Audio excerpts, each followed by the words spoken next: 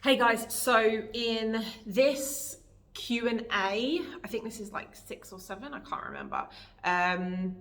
I want to talk to you about, I kind of want to go rewind a little bit and go back to the basics, because I think some of you are sort of like, are feeling like you haven't quite started with this fat loss journey yet, and you don't quite have the tools to get started. You're a bit unsure about how to go about it. And so I kind of just want to go back through all of that. And in particular about how to figure out your maintenance calories and then your calorie deficit, and how to start tracking calories. Now, this is probably going to be particularly relevant for you if some of you might find yourself in this situation, right? Where you've always thought counting calories is obsessive. It's like a sign of an eating disorder. You know, that's what a lot of people say. And it's like, it kind of intimidates you, and it sounds like a really tedious thing to have to do. And you've probably heard a lot of things about, you know, hormones and insulin and like all these other and carbohydrates and all these other explanations for why you can't lose weight. And there's all these other fat loss protocols, and you kind of feel like calorie deficit is like, the idea of a calorie deficit, or calories in versus calories out, is outdated, and now we have more information and it's something else, right? And so it's just kind of really intimidating to start, but you've been listening to what I've had to say about the topic, and you're sort of going, okay, this makes a lot of sense. And so now you're more interested in actually doing this. And what I want to say, first of all, I want to take the camera a bit further away. What I want to say about that is that, first of all, I want to say that all diets, if they work, it's because they get you into a calorie deficit. So things like keto, right? The way that it gets you into a calorie deficit is by cutting out huge, like very high calorie dense foods and all the carbohydrates. But it's not the fact that you're not eating the carbohydrates, it's the fact that now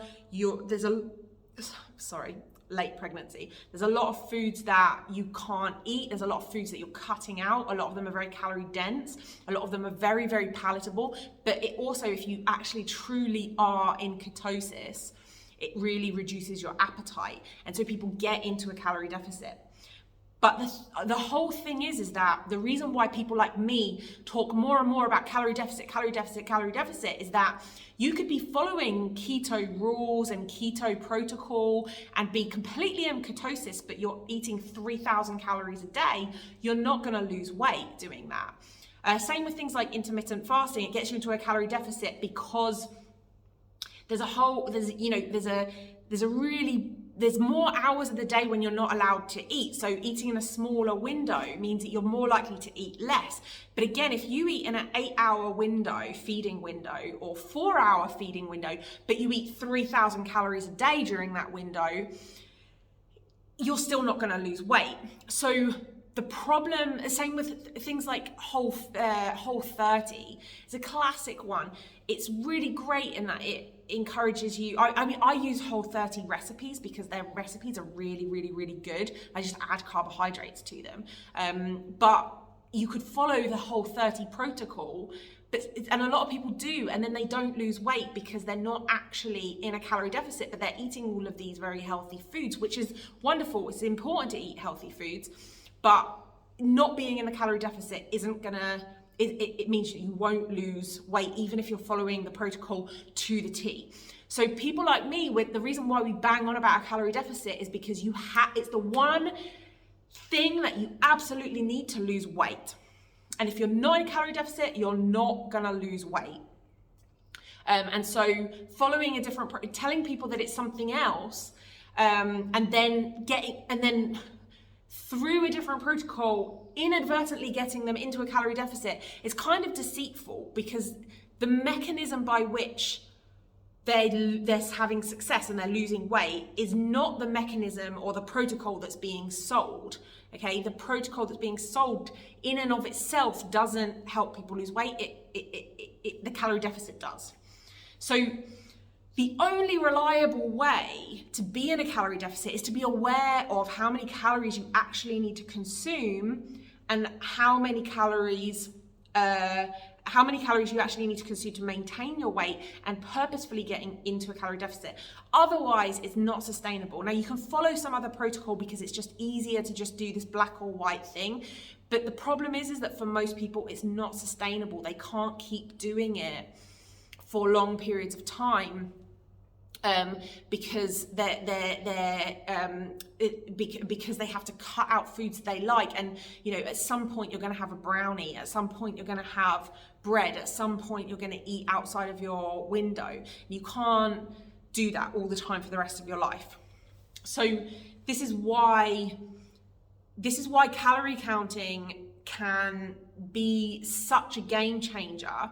Now, other people do it wrong by getting you into, I've talked about, doing ridiculous, like really low calorie diets, like 1,200 calories is the classic, but there's even lower diets than that where people go on an 800 calorie diet or a 500 calorie diet, and it's just not sustainable. So that kind of gets all lumped together. Like, people are like, it's obsessive to count calories because they put it together with these people who are doing ridiculously low calorie diets. Whereas if you've heard me talk about it, I'm saying, if you need 2,000 calories a day to maintain your weight, try eating 1,800 calories a day. And so I'm giving people calorie totals that are much, much, much, much higher than they think they need.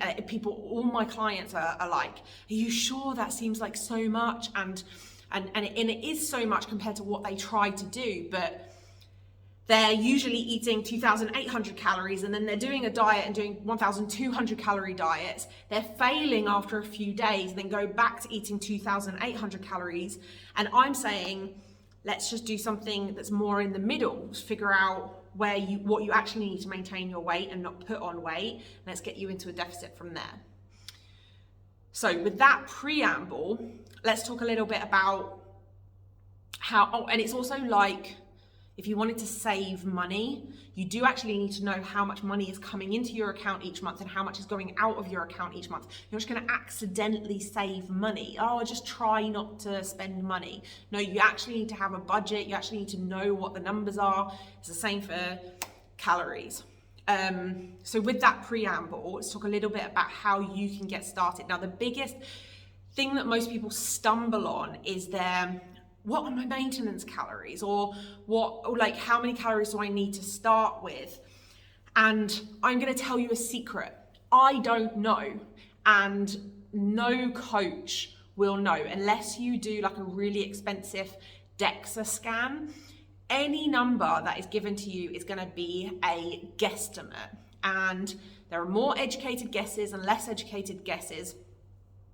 But it is just a starting point. It's just a guesstimate. So here's what I recommend you do to get started. Okay, step number 1, download MyFitnessPal if you haven't already, and go through, or if you already have it on your phone, you can go and recalculate your goals.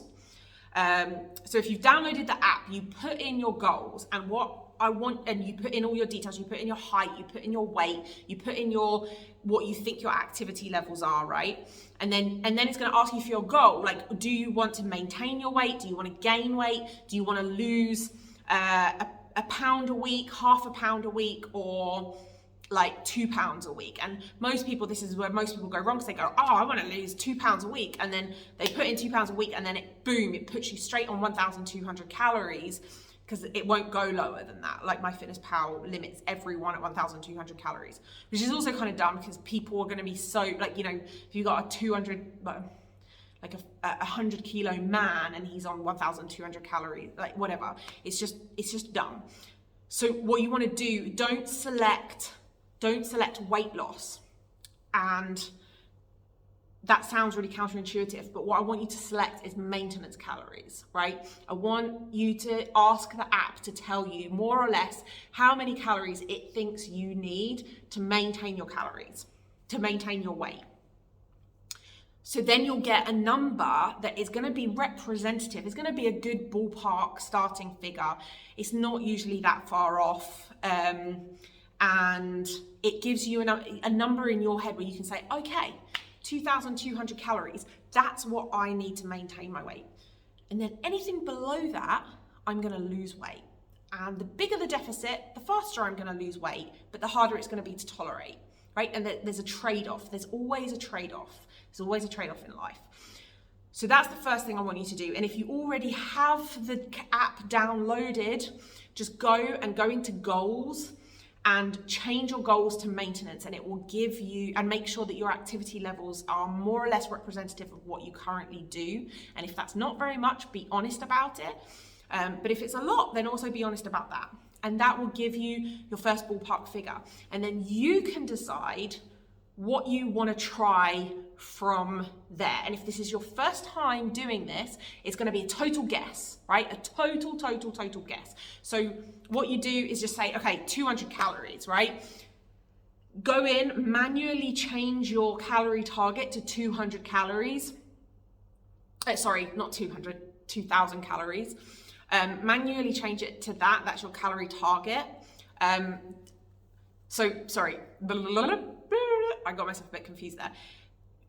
If you decide you want to do a 200 calorie deficit, just start with a 200 calorie deficit, deduct 200 calories from that total. So I was talking about 2,200 calories before, so this will now be 2,000 calories. Manually input in the app what you want your target calories to be, and then give that a go, right? So that's like step one, and then step two. Step one is get the app to give you a ballpark figure of your maintenance calories. Step two is you decide what kind of calorie deficit you want to start with from there. And some of you might be saying, I want to start with a bigger calorie deficit. Fine, absolutely fine. It's up to you. So using that maintenance figure of 2,200 calories, you decide you want to do a 500 calorie deficit. I don't recommend doing more than that to start with. 1,700 calories is your new total. That's up to you. Your job now, step number 3, is to monitor and adjust. Let's say you've gone for a smaller calorie deficit. If you don't lose weight, just adjust your calories by 100 calories at a time and start moving it down. After a week, if you haven't lost a bit of weight and you're not hungry, just adjust your calories a little bit, just by 100 calories. If you've gone for a bigger deficit and you find that you're starving hungry and you find it really hard to stick to those calories, increase your calories a little bit, right? But you might find that you're fine. I have a lot of clients that decide to go for a bigger deficit. And I personally prefer to let you decide what deficit you want to do. You're all big girls. Decide what deficit you want to start with. I won't interfere with that. But you do have to monitor and adjust. And that's step number 3, is you do have to monitor it over a number of weeks. So step 3 is monitor and adjust. Maybe that's actually step 4, because step 3 is getting really into the act of tracking, learning how to track things. Now, it should be quite intuitive on MyFitnessPal, but here's a couple of tips.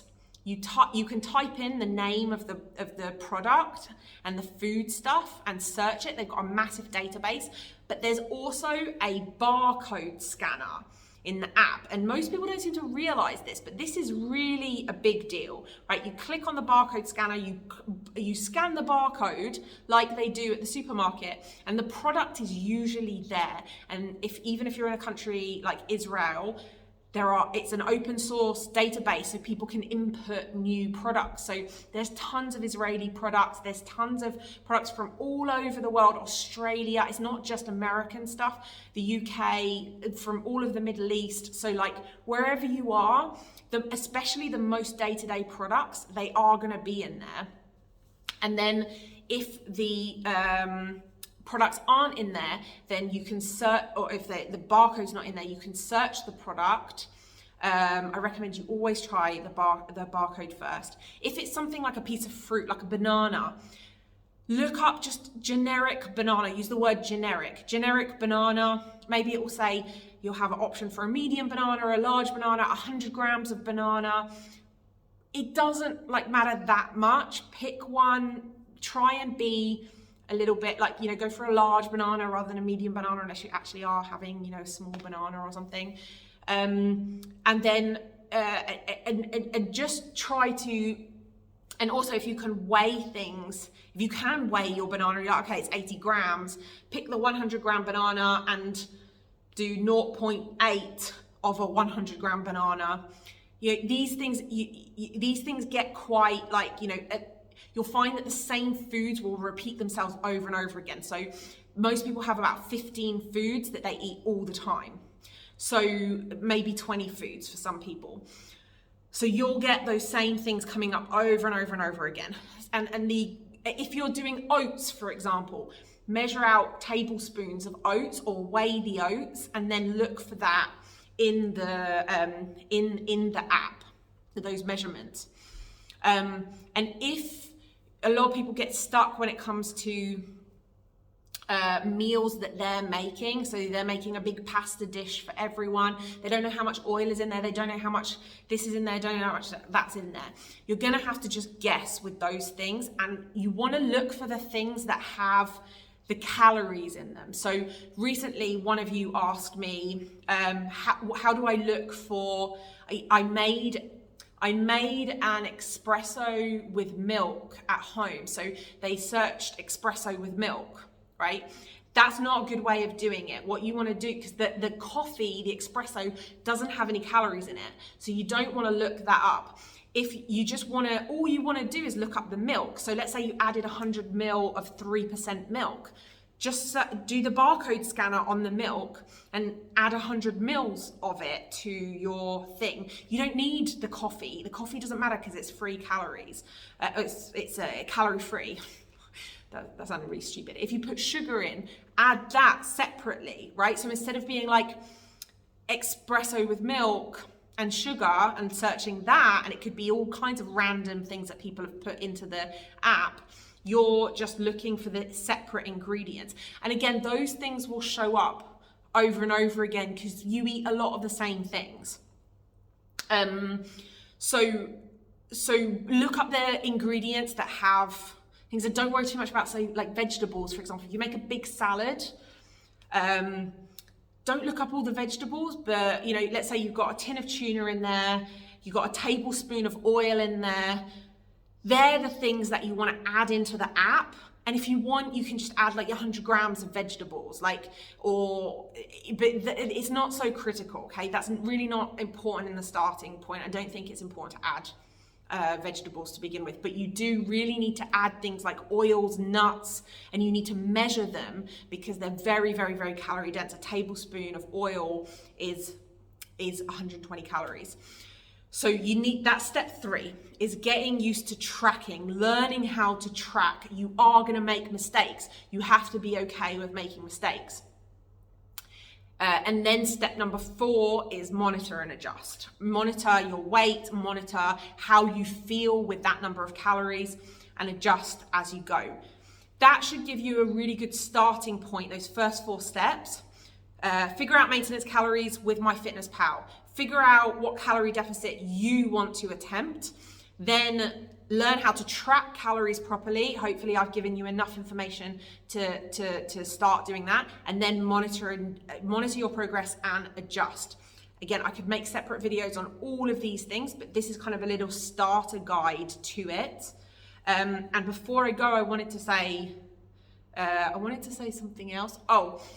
I think the last video I'm going to make is on anchor points and on and on starting to get some automation into